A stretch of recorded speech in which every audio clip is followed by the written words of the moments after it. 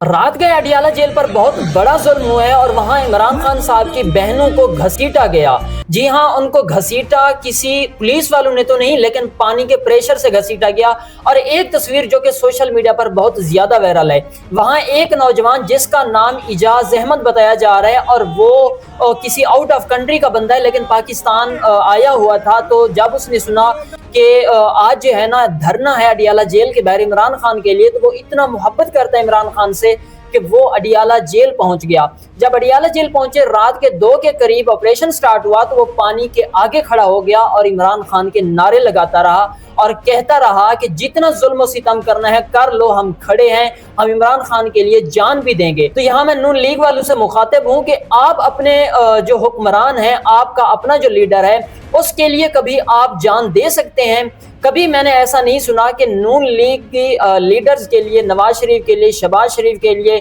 کسی نے اتنی جرت کی ہو، کسی نے اتنا جو ہے نا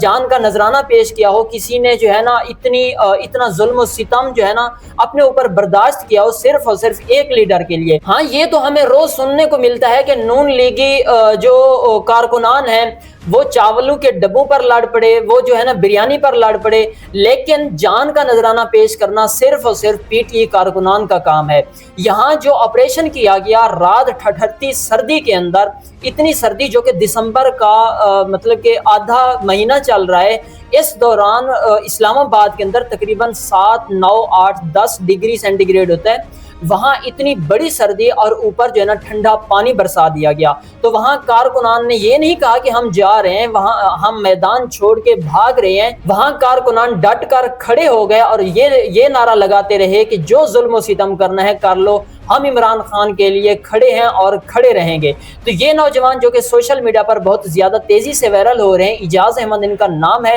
اور ان کی یہ تصویر، اور پہلے بھی ایک تصویر جو ہے نا وائرل ہوئی تھی جو کہ زمان پارک سے تھی،